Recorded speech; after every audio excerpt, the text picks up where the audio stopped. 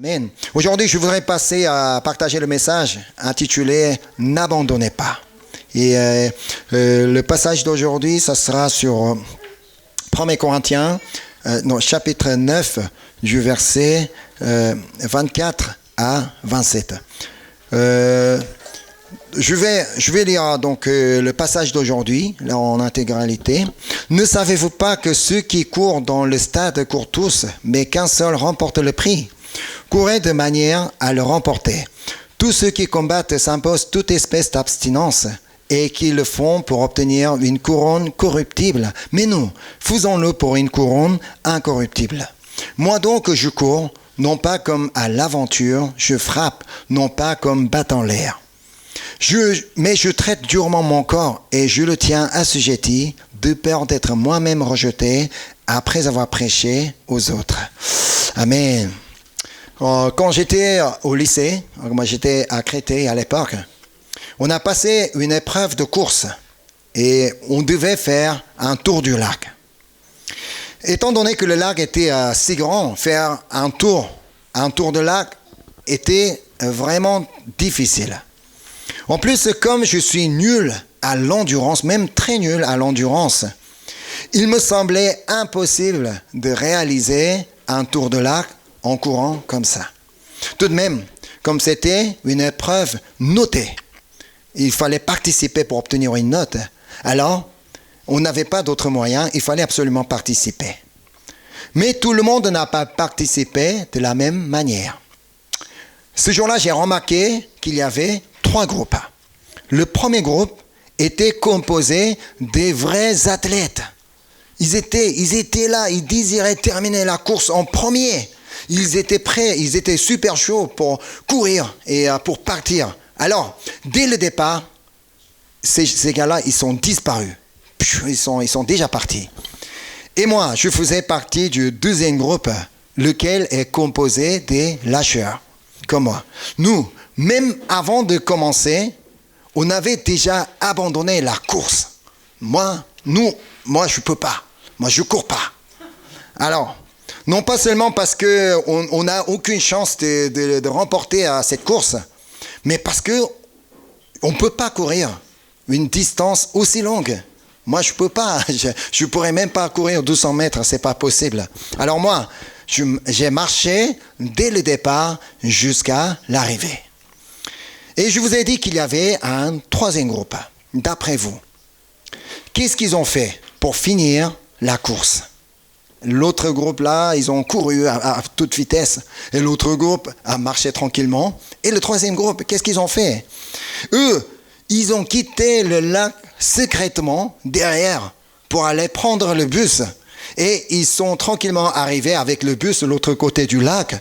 Et à la fin, ils ont fait semblant de courir, semblant d'être fatigués. Mais là, ils sont quand même arrivés à la ligne d'arrivée. Tout simplement, ils ont triché. Mais quand même, ils ont eu une bonne note parce qu'ils sont arrivés à l'heure. Alors que moi, j'ai fait un tour correctement, mais parce que comme j'ai marché, j'ai ramassé une très mauvaise note. Mais eux, ces gars-là, ils ont une bonne note. Et je commence par raconter cette histoire de course parce que Paul compare notre vie spirituelle avec une course. C'est ce qu'on peut voir au verset 24 du texte aujourd'hui. « Ne savez-vous pas que ceux qui courent dans le stade courent tous, mais qu'un seul remporte le prix ?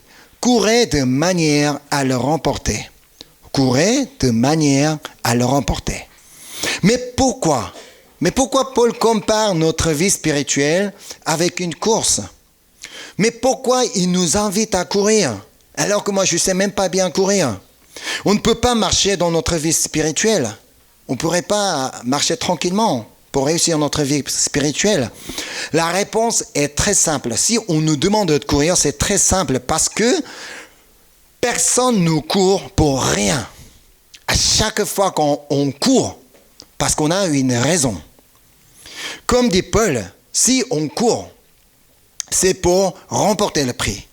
Dans une course, on va courir pour gagner le prix. Soit on court pour rattraper le bus, soit on court pour ne pas être en retard au rendez-vous, soit on court pour aller au travail, pour aller à l'école, soit on court pour la santé. Sinon, personne ne court pour aucune raison. Chaque fois quand on court, nous avons toujours une raison. C'est pourquoi Paul a comparé notre vie spirituelle avec une course. Parce que nous avons une bonne raison de courir dans notre vie. Mais ce n'est pas une course de 100 mètres que je parle. C'est une course de longue distance comme marathon. Ça veut dire, notre vie spirituelle n'est pas une course 100 mètres. Il faut courir à toute vitesse, non, mais le marathon.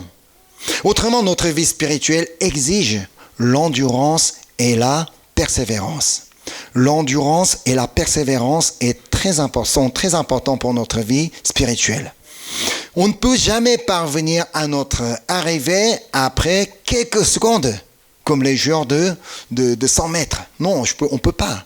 Alors, quand Paul dit « courez de manière à le remporter », ce n'est pas pour nous dire qu'on doit courir pour être le premier, mais plutôt un encouragement de faire l'effort jusqu'au bout sans abandonner sur le chemin.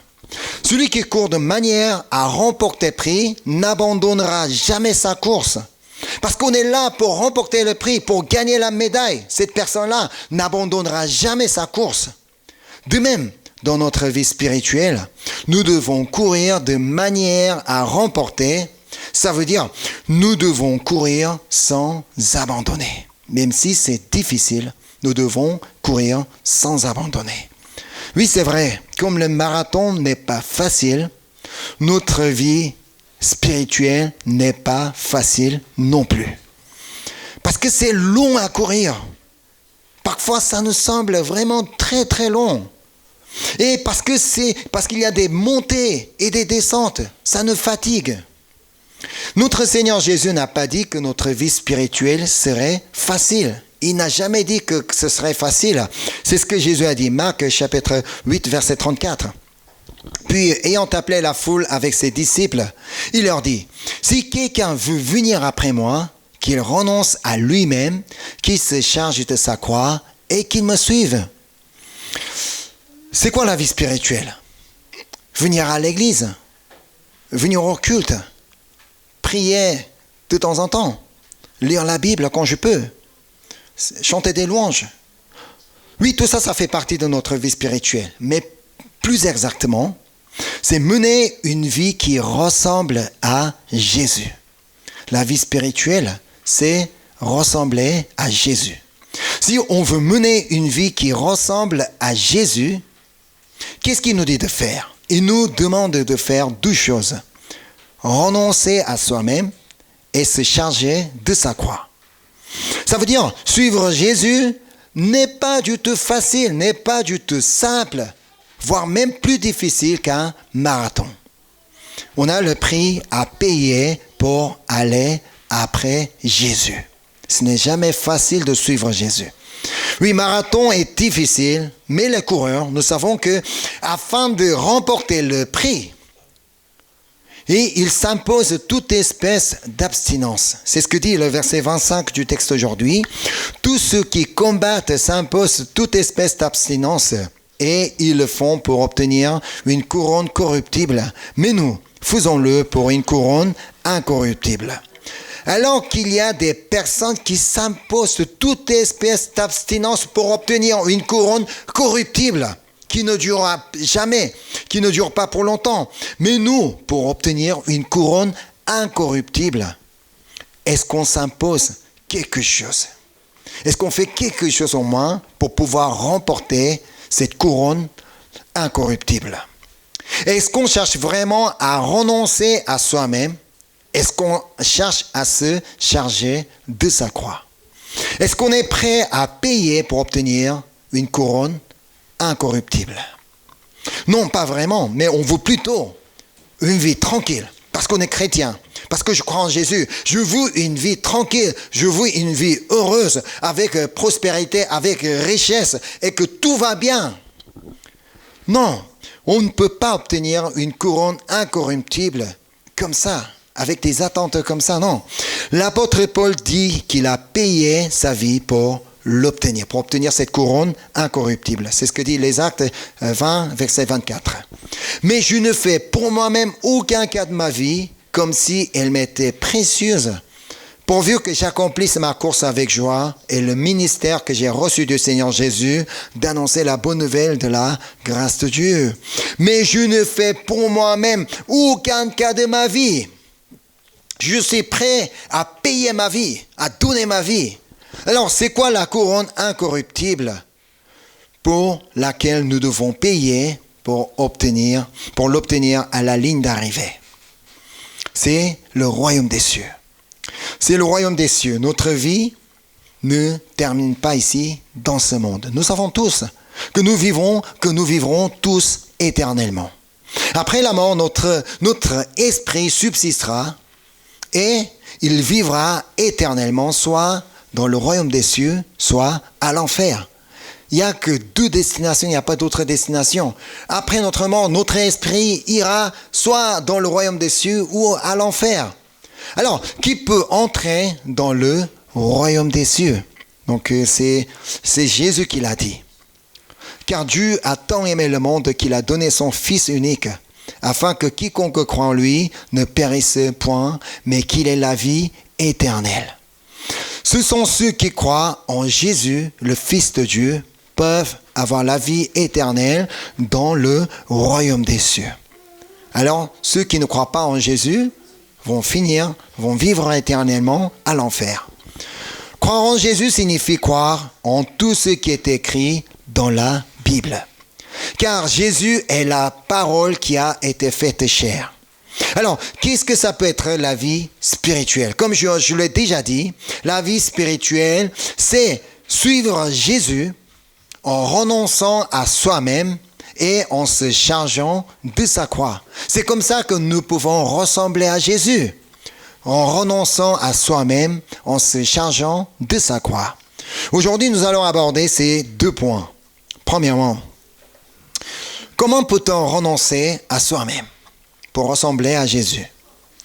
Donc, on peut renoncer à nous-mêmes lorsqu'on meurt et quand Jésus-Christ vit en nous. C'est ce que dit Galates chapitre 2, verset 20. J'ai été crucifié avec Christ, et si je vis, ce n'est plus moi qui vis, c'est Christ qui vit en moi. Si je vis maintenant dans la chair, je vis dans la foi au Fils de Dieu qui m'a aimé et qui s'est livré lui-même pour moi. Si je vis, ce n'est plus moi qui vis, c'est Christ qui vit en moi. Ça veut dire que je dois arrêter de courir après la couronne corruptible. Il faut arrêter de courir après l'argent, après la réussite, après le succès qu'on désire. Si je passe tout mon temps à accomplir que mes volontés, que tout ce que je veux, et que je ne cherche même pas à accomplir la volonté de Dieu, je ne peux pas dire que c'est Christ qui vit en moi. Dans ce cas-là, c'est moi qui vis toujours en moi. Si c'est Christ qui vit en moi, je devrais passer mon temps à faire la volonté de Dieu. Alors la question, c'est quoi? C'est quoi la volonté de Dieu? C'est mettre en pratique sa parole. Sa volonté, c'est que nous mettions en pratique sa parole. Vous connaissez sans doute deux commandements que Jésus a soulignés, les deux commandements plus importants que Jésus a soulignés. Marc chapitre 12, verset 29 à 31.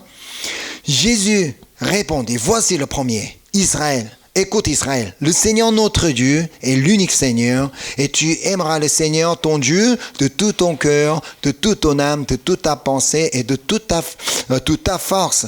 Voici le second, tu aimeras ton prochain comme toi-même. Il n'y a pas d'autre commandement plus grand que cela.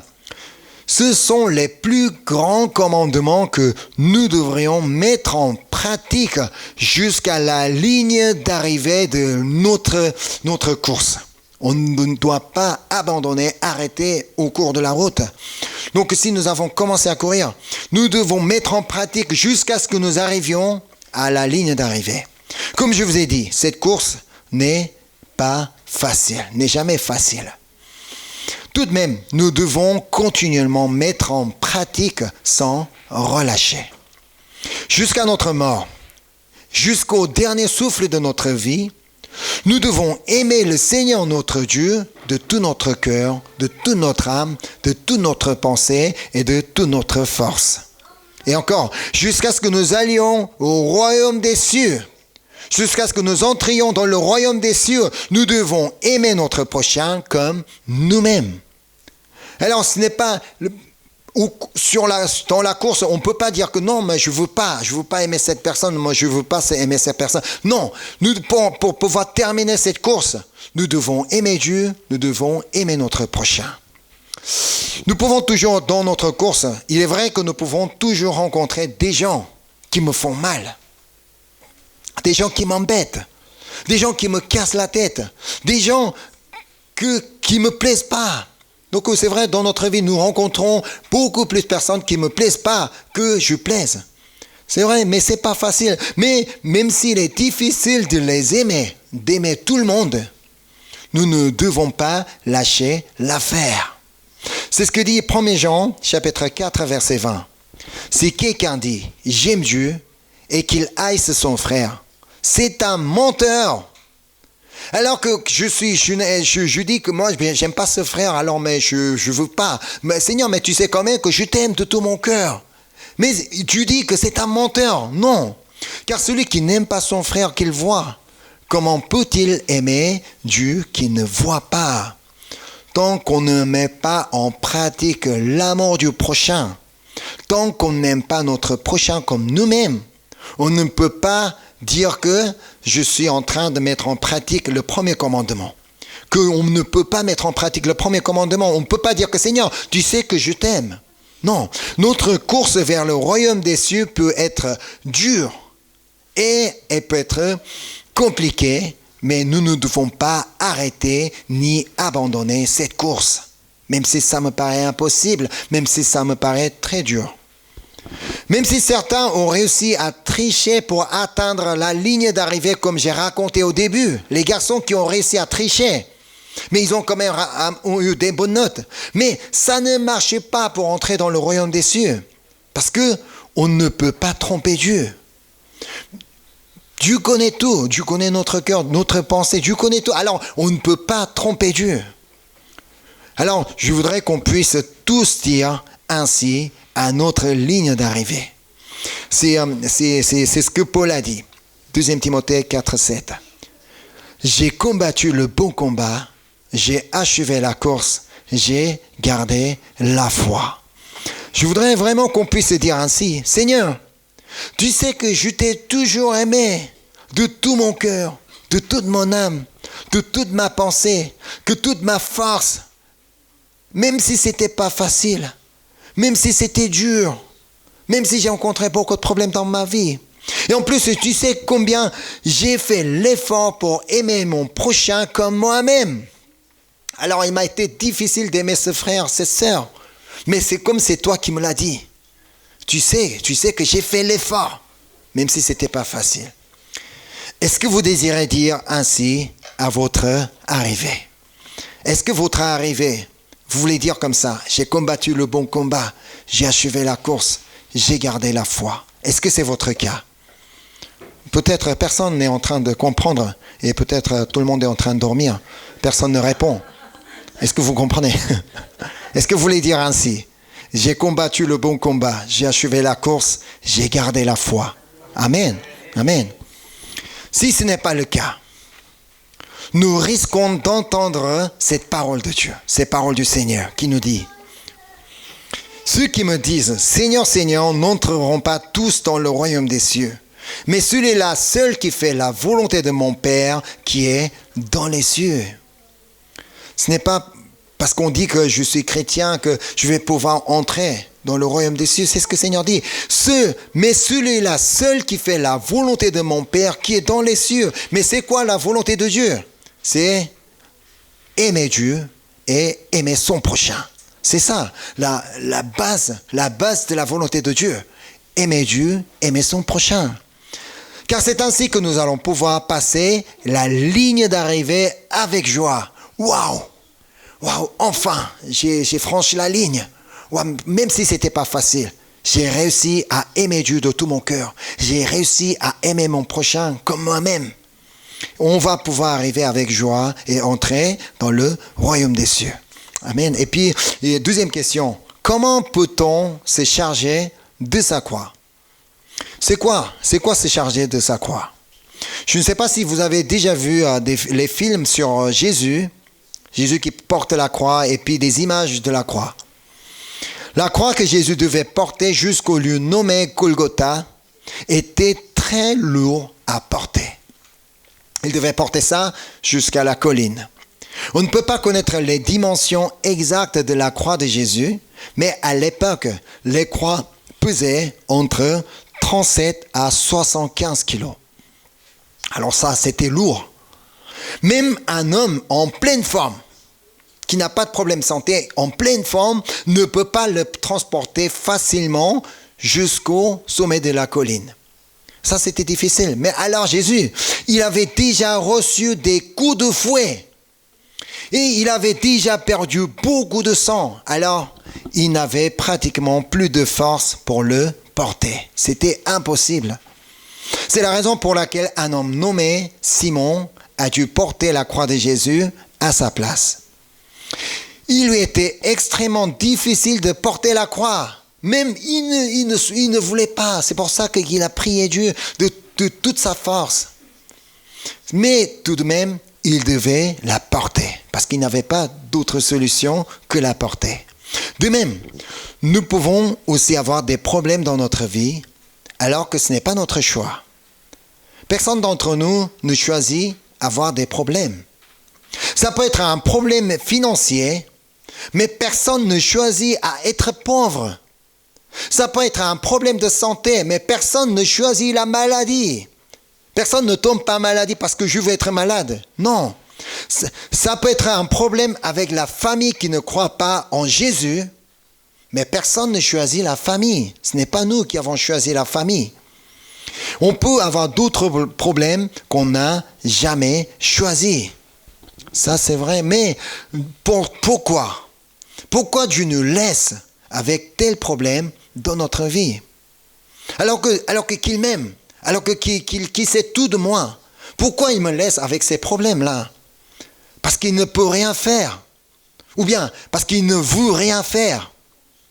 Parce qu'il ne veut faire souffrir avec ça. Non, jamais. Non, jamais, ne tombe pas. Et notre Dieu Tout-Puissant nous aime. Plus que nous aimions nous-mêmes. Il nous connaît bien. Il connaît bien notre situation. Il nous aime. Alors pourquoi il ne répond pas aussitôt à nos prières? Et pourquoi il n'intervient pas rapidement? Alors qu'avec ce sujet de prière, j'ai prié depuis longtemps.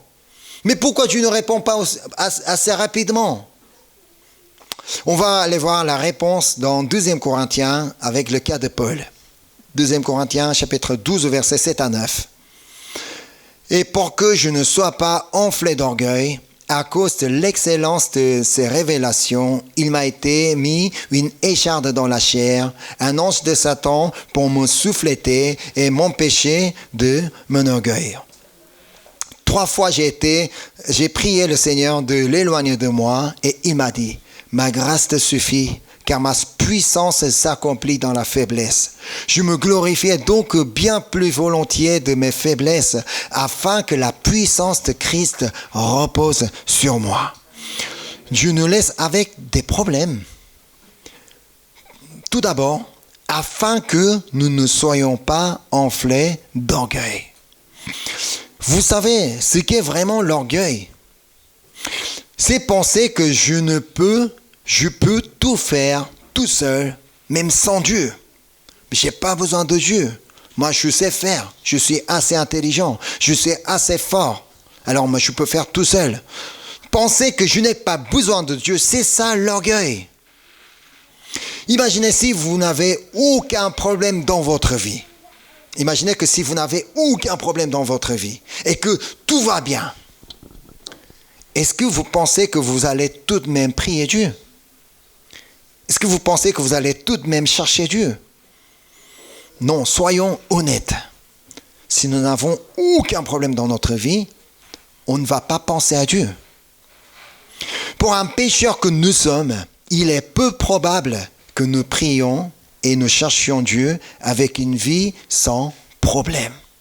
Alors, c'est pour nous que Dieu nous a laissés avec un problème, pour que nous soyons plus proches de lui, pour que nous le cherchions, pour que nous marchions avec lui. Et encore, Dieu nous laisse avec des problèmes afin que la puissance de Christ repose sur nous.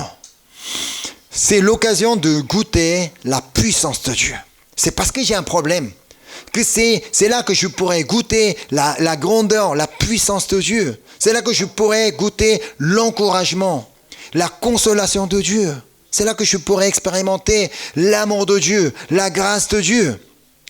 Parce que si je n'ai pas de problème, je ne penserai pas à Dieu. Mais parce que je vis avec des problèmes que je pense à Dieu, c'est quand je pense à Dieu, quand je le cherche, il vient m'intervenir. Il vient intervenir dans mon cœur pour me donner la paix, pour me donner vraiment la paix dans mon cœur. Seigneur dit, ma grâce te suffit, car ma puissance s'accomplit dans la faiblesse. Parce que je suis dans la faiblesse que Dieu peut venir agir avec sa puissance. Dieu est bon et encore meilleur que nous pouvons imaginer. C'est pour nous faire comprendre que sa puissance s'accomplit dans notre faiblesse qui nous laisse avec tel problème. Un homme est allé au royaume des cieux après la mort et il a rencontré Jésus. Alors il était très heureux et il a passé du temps à discuter avec Jésus. Et Jésus, à un moment, Jésus lui a proposé de voir le chemin qu'il a passé dans toute sa vie. Alors il a dit, bon, d'accord, et je voudrais bien le voir. Et sur le chemin, il pouvait voir des traces de pas, comme on peut voir sur la photo. Donc sur la sable, donc quand nous marchions, nous pouvons voir des traces de pas comme ça. Alors, il voyait qu'il était toujours accompagné de Jésus. Lui, il marchait de ce côté, Jésus qui marchait toujours avec lui. Mais il a remarqué qu'au moment où il passait du temps difficile, il ne voyait que ces traces de pas. Alors, il lui a dit, Seigneur, je vois que tu as toujours été avec moi, tu as toujours marché avec moi, mais pourquoi tu m'as laissé seul quand je passais du temps difficile? C'est là que Jésus lui a répondu, ce n'est pas les traces de tes pas, mais les miennes, c'est à moi. Car au moment où tu traversais des moments difficiles, je t'ai porté sur le dos. Dans notre course, parfois nous rencontrons des moments où on veut absolument abandonner. On veut vraiment rien faire. Non, ça y est, c'est mort. Parce que c'est tellement difficile. Mais sachez que c'est le moment où notre Seigneur Jésus vient vous porter sur le dos. Il ne vous jamais laisser seul. Il ne va jamais vous laisser seul. C'est ce que Paul a expérimenté dans la vie. Alors il dit au verset 10, c'est pourquoi je me plais dans les faiblesses, dans les outrages, dans les calamités, dans les persécutions, dans les détresses pour Christ, car c'est quand je suis faible, c'est alors que je suis fort. Normalement, dans les faiblesses, dans les outrages, dans les calamités, dans les persécutions, on doit être malheureux. On doit être mécontent. Mais Seigneur, c'est quoi ça? Pourquoi tu me laisses dans tes situations? On doit être fâché. Mais qu'est-ce qu'il dit? Je me plais dans les faiblesses. Ça me réjouit que d'être dans les faiblesses. Parce que quand je suis faible, c'est alors que je suis fort. Parce que c'est à cette occasion-là qu'on peut expérimenter la puissance de Dieu. Comment Dieu me fortifie. Parce que je suis sur le dos de Jésus qu'on peut dire comme ça. Entendez la voix de Moïse qui crie vers nous depuis le royaume des cieux. C'était la parole que Moïse avait proclamée au peuple d'Israël. Mais aujourd'hui, il va vouloir crier de la même manière à chacun de nous. C'est Deutéronome 31, verset 6. C'est ainsi qu'il crie. Fortifiez-vous et ayez du courage. Ne craignez point et ne soyez point effrayés devant eux, car l'Éternel ton Dieu marchera lui-même avec toi, il ne te délaissera point, il ne t'abandonnera point. Amen. Il ne nous abandonne pas. Non, il ne peut pas nous abandonner, c'est pas possible. Il ne peut pas nous oublier, il ne peut pas nous abandonner. Nous, on peut facilement oublier Dieu. Nous, on peut facilement abandonner Dieu. Non, laisse-moi faire tout seul. Mais Dieu ne peut pas. Par sa nature, il ne peut pas nous oublier, nous abandonner. Pensez le prix qu'il a payé pour nous pardonner, le prix qu'il a payé pour nous sauver, pour nous donner la vie éternelle, pour nous faire rentrer dans son royaume. Alors comment est-ce possible qu'il nous abandonne et qu'il nous oublie? Ça, c'est pas possible. Alors on va voir 1 Jean chapitre 4 verset 10. Cet amour consiste non point en ce que nous avons aimé Dieu, mais en ce qu'il nous a aimés et a envoyé son Fils comme victime expiatoire pour nos péchés. Amen. Alors, même si c'est difficile d'achever la course, c'est lourd, c'est difficile, mais n'abandonnez pas. Courez jusqu'au bout, jusqu'à la ligne d'arrivée où notre Seigneur nous attend. Il nous attend avec les bras ouverts comme ça, pour nous prendre dans ses bras. Alors dans la souffrance, dans la détresse, dans la tristesse, pensez à la ligne d'arrivée. À la ligne d'arrivée, qui nous attend? Notre Seigneur Jésus, il nous attend comme ça. Je sais, mon enfant, je sais combien ça a été difficile ta course. Mais merci d'être là. Merci d'avoir achevé la course. Je sais, à chaque fois que ça a été pas facile. Mais merci quand même. Alors, c'est pourquoi donc Paul avait déclaré ainsi. J'estime que les souffrances du temps présent ne sauraient pas être comparées à la gloire à venir qui sera révélée pour nous. Amen. La souffrance du temps présent ne saurait être comparée à la gloire à venir. Donc, n'abandonnez pas. Même si c'est difficile, n'abandonnez pas. Persévérez et faites l'effort jusqu'au bout. Même plus que l'effort que font les coureurs de marathon. Ils font beaucoup d'efforts pour pouvoir courir 42 km. Mais nous, il nous faut encore beaucoup plus d'efforts pour pouvoir achever notre course.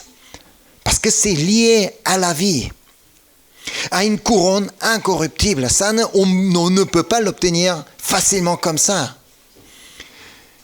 Entendez l'effort que Paul a fait pour achever sa course. Comment il a fait?